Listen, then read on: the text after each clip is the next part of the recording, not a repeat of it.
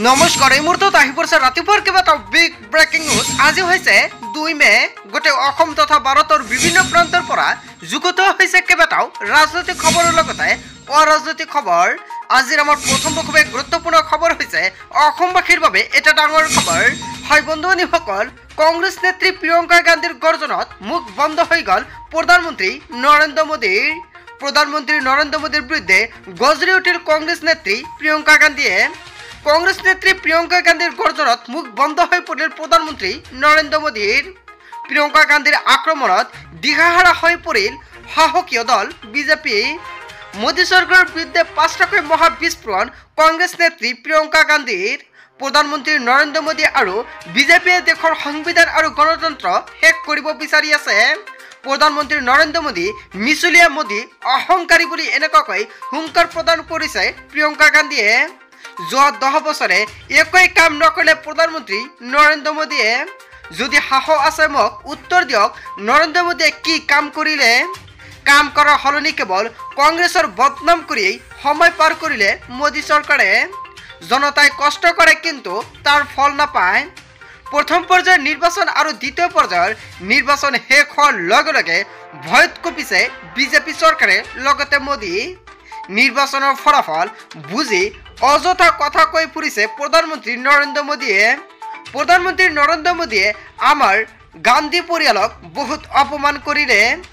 কেৱল এয়াই নহয়, আমাৰ ককা আইতা মা দেউতা ভাতৃ কাকৈ এৰি নিদিলে প্ৰধানমন্ত্ৰী নৰেন্দ্ৰ মোদীয়ে। নিজকে ছুপাৰমেন বুলি ভাবা নৰেন্দ্ৰ মোদীয়ে ছুপাৰ ফ্লপ হৈছে। নিজকে সমগ্ৰ বিশ্বৰ ভিতৰত শক্তিশালী বুলি ভাবে প্ৰধানমন্ত্ৰীগৰাকীয়ে, কিন্তু সেইগৰাকী মোদীয়ে নিজৰ দেশৰ সমস্যাৰ সমাধান কৰিব নোৱাৰে। প্ৰধানমন্ত্ৰী নৰেন্দ্ৰ মোদীক কথা ক'বলৈ ভয় কৰে সকলোৰে মুখ বন্ধ কৰি ৰাখে প্ৰধানমন্ত্ৰী নৰেন্দ্ৰ মোদীয়ে। প্ৰধানমন্ত্ৰী নৰেন্দ্ৰ মোদী দেশৰ একমাত্ৰ প্ৰধানমন্ত্ৰী যিয়ে কেৱল মিছা কথা কৈ ফুৰে। প্ৰধানমন্ত্ৰী নৰেন্দ্ৰ মোদীৰ বিৰুদ্ধে গজৰি উঠিল কংগ্ৰেছ নেত্ৰী প্ৰিয়ংকা গান্ধীয়ে। হয় বন্ধু-বান্ধৱীসকল, প্ৰিয়ংকা গান্ধীয়ে মোদীৰ বিৰুদ্ধে যিকেইটা মন্তব্য কৰিছে জনতাই কি ক'ব? তাৰ পিছত অসমবাসী ৰাইজক জনাইছো আমাৰ 2 নম্বৰটো খুব গুৰুত্বপূৰ্ণ খবৰ, লগতে এটা ডাঙৰ খবৰ। মিয়া মুছলমানৰ ওপৰত হাৰ মানিলে ৰাজ্যৰ মুখ্যমন্ত্ৰী ডক্টৰ হিমন্ত বিশ্ব শৰ্মাই। মিয়া মুছলমানৰ ওচৰত হাৰ মানিলে মুখ্যমন্ত্ৰীগৰাকীয়ে।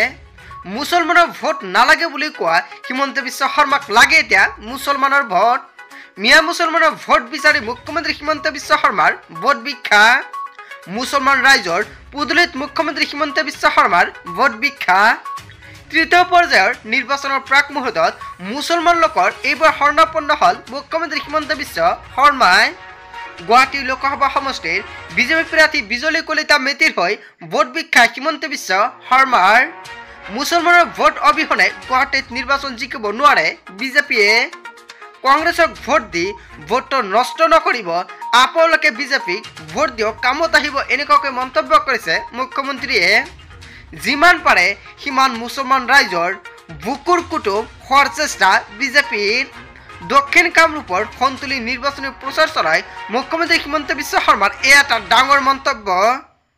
তাৰপিছত অসমবাসী ৰাইজক জনাইছো আমাৰ 3 নম্বৰটো খুব গুৰুত্বপূৰ্ণ খবৰ, লগতে এটা ডাঙৰ খবৰ। ফ্ৰাষ্ট্ৰেশ্যনত ভুগিছে হয় বন্ধু-বান্ধৱীসকল, এটা ডাঙৰ মন্তব্য মুখ উলিয়াইছে সমৰ্থকক প্ৰচণ্ড চৰ মৌলানা বদৰুদ্দিন আজমলে আৰু ইয়াক লৈ ৰাজ্যজুৰি ডাঙৰ প্ৰতিক্ৰিয়া আৰম্ভ হৈছে। ফ্ৰাষ্ট্ৰেশ্যনত অৱশেষত ভুগি বদৰুদ্দিন আজমলে থাপ্পৰ মাৰিলে বা চৰ মাৰিলে। ফ্ৰাষ্ট্ৰেশ্যনত ভুগি সমৰ্থকক প্ৰচণ্ড চৰ মৌলানা বদৰুদ্দিন আজমলৰ। চৰম হতাশাত ভুগি মৌলানা বদৰুদ্দিন আজমল লাজ লগা কাণ্ড। নিজৰে সমৰ্থকৰ চৰ খোদালে মৌলানা বদৰুদ্দিন আজমলে। হাজাৰ হাজাৰ জনতাৰ সন্মুখতে এয়া ইউডিএফ কৰ্মীক প্ৰচণ্ড চৰ মাৰিলে মৌলানা বদৰুদ্দিন আজমলে। হয় বন্ধু-বান্ধৱীসকল, মৌলানা বদৰুদ্দিন আজমলৰ এনে কাণ্ডক আপুনি কি ক'ব? তাৰপিছত অসমবাসী ৰাইজক জনাইছো আমাৰ 4 নম্বৰটো খুব গুৰুত্বপূৰ্ণ খবৰ, লগতে এটা ডাঙৰ খবৰ। আজান শুনি ভাষণ বন্ধ কৰিলে মন্ত্ৰী পীযুষ হাজৰিকাই। হয় বন্ধু-বান্ধৱীসকল, আন এটা ডাঙৰ মন্তব্য কৰিছে। আজান বন্ধ কৰা মন্ত্ৰী পীযুষ হাজৰিকাই এতিয়া আজান শুনি সম্পূৰ্ণকৈ ভাষণ বন্ধ ৰাখিলে। হয় বন্ধু-বান্ধৱীসকল, আপোনালোকে ঠিকেই শুনিছে, আজান শুনি ভাষণ বন্ধ কৰিলে মন্ত্ৰী পীযুষ হাজৰিকাই। মন্ত্ৰী পীযুষ হাজৰিকাৰ ভাষণৰ মাজতে এইবাৰ মাইকত বাজি উঠিল আজান আৰু আজান বাজাৰ লগে লগে সম্পূৰ্ণকৈ ভাষণ বন্ধ ৰাখিলে। ইয়া কিহৰ বন্ধ ৰাখিছে আপোনালোকে নিশ্চয় গম পাইছে। ইয়াৰ নিৰ্বাচনৰ বাবে আজানৰ সময়তে এনেকুৱাকৈ ভাষণ বন্ধ ৰাখিছে। মাইকত আজান বাঢ়ি অহাৰ লগে লগে ভাষণ বন্ধ কৰিলে মন্ত্ৰী পীযুষ হাজৰিকাই।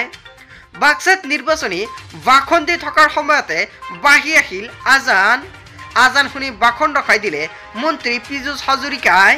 হয় বন্ধু বান্ধৱীসকল, এটা ডাঙৰ খবৰ, এটা গুৰুত্বপূৰ্ণ খবৰ মোক উলিয়াইছে। ইয়াৰ বিষয়ত আপুনি কি ক'ব? তাৰপিছত অসমবাসী ৰাইজক জনাইছো আমাৰ 6 নম্বৰটো খুবেই গুৰুত্বপূৰ্ণ খবৰ, লগতে এটা ডাঙৰ খবৰ। জনতাক বিভ্ৰান্তি কৰিবলৈ যিকোনো কথাই কৈ দিব পাৰে নৰেন্দ্ৰ মোদী। হয় বন্ধু বান্ধৱীসকল, আন এটা ডাঙৰ মন্তব্য প্ৰশ্ন উত্থাপন হৈছে। দেশজুৰি পুনৰ চৰ্চাত প্ৰধানমন্ত্ৰী নৰেন্দ্ৰ মোদীৰ 10 বছৰৰ পূৰ্বৰ প্ৰতিশ্ৰুতি। প্ৰধানমন্ত্ৰী নৰেন্দ্ৰ মোদীয়ে 10 বছৰৰ পুৰণি ভাষণ জনতাক শুনালে। RJD নেতা তেজস্বী যাদৱে 10 বছৰ আগতে নৰেন্দ্ৰ মোদীয়ে এটা ভাষণ দিছিলে, কি প্ৰতিশ্ৰুতি দিছিলে, কিন্তু একো প্ৰতিশ্ৰুতি পূৰণ নকৰিলে অৱশেষত RJD নেতা তেজস্বী যাদৱে সম্পূৰ্ণকৈ উত্থাপন কৰিছে। এতিয়া প্ৰধানমন্ত্ৰী নৰেন্দ্ৰ মোদীয়ে শুনক নিজৰ পুৰণি ভাষণ, আহ্বান তেজস্বী যাদৱৰ। জনতাক বিভ্ৰান্তি কৰিবলৈ যিকোনো কথাই কৈ দিব পাৰে নৰেন্দ্ৰ মোদীয়ে। প্ৰধানমন্ত্ৰী নৰেন্দ্ৰ মোদীৰ পুৰণি প্ৰতিশ্ৰুতিবোৰ 10 বছৰে কিয় সম্পূৰ্ণ নহ'ল, এনেকুৱাকৈ এতিয়া ডাঙৰ প্ৰশ্ন উত্থাপন কৰিছে তেজস্বী যাদৱে। মূল্যবৃদ্ধিৰ কথা কোৱা, দৰিদ্ৰ জনতাৰ কথা কোৱা প্ৰধানমন্ত্ৰী নৰেন্দ্ৰ মোদীৰ আজি ক'ত এনেকুৱাকৈ ডাঙৰ প্ৰশ্ন উত্থাপন কৰিছে। কেৱল এয়াই নহয়, দৰিদ্ৰ জনতাৰ বেংক একাউণ্টত 15 পৰা 20 লাখ টকাকৈ ভৰাই দিম বুলি কোৱা প্ৰতিশ্ৰুতি ক'ত হেৰাল নৰেন্দ্ৰ মোদীৰ। দেশৰ জনতাৰ পৰা 50 দিন বিচাৰি মোদীৰ 10 বছৰ সম্পূৰ্ণ হ'ল, কিন্তু প্ৰতিশ্ৰুতি কি হ'ল? দেশজুৰি পুনৰ চৰ্চাত প্ৰধানমন্ত্ৰী নৰেন্দ্ৰ মোদী 10 বছৰৰ পূৰ্বৰ প্ৰতিশ্ৰুতি। হয় বন্ধু বান্ধৱীসকল, 10 বছৰ আগতে এনেকুৱাকৈ প্ৰতিশ্ৰুতি প্ৰদান কৰিছিলে, কিন্তু এটা প্ৰতিশ্ৰুতি পূৰণ নকৰিলে। তাৰপিছত অসমবাসী ৰাইজক জনাইছো আমাৰ 7 নম্বৰটো খুবেই গুৰুত্বপূৰ্ণ খবৰ, লগতে এটা ডাঙৰ খবৰ। অখিল গগৈ লুৰিণজ্যোতি গগৈ 1 নম্বৰ বেইমান, এনেকুৱাকৈ আকৌ মন্তব্য কৰিছে মৌলানা বদৰুদ্দিন আজমলে। অখিল গগৈ লুৰিণজ্যোতি গগৈ 1 নম্বৰ বেইমান। অখিল গগৈ লুৰিণজ্যোতি গগৈ ইণ্টাৰনেশ্যনেল দালাল বুলি আখ্যা দিছে মৌলানা বদৰুদ্দিন আজমলে। দুই গগৈয়ে বেনাৰসৰ মন্দিৰত গৈ আকৌ এবাৰ হিন্দু ধৰ্ম গ্ৰহণ কৰক, এনেকুৱাকৈ মন্তব্য কৰিছে মৌলানা বদৰুদ্দিন আজমলে। কংগ্ৰেছ এতিয়া খতম হ'ল, কংগ্ৰেছৰ কোনো কাম নাই।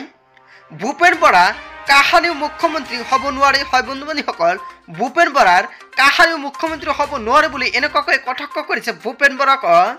ভূপেন বৰা মুখ্যমন্ত্ৰী নহয়, মূৰ্খমন্ত্ৰী হ'ব বুলি এনেকুৱাকৈ প্ৰত্যাহ্বান জনাইছে, মন্তব্য কৰিছে মৌলানা বদৰুদ্দিন আজমলে।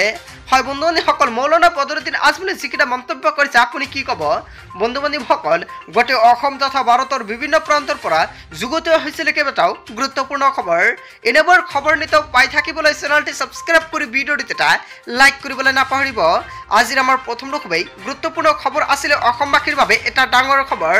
বন্ধু বান্ধৱীসকল, যদি আপুনি ফেচবুক পেজৰ পৰা ভিডিঅ'টো চাই আছে, নিশ্চয় ফেচবুক পেজটো ফ'ল' কৰি দিব। চ' থেংক ইউ ফৰ ৱাচিং ফুল ভিডিঅ'।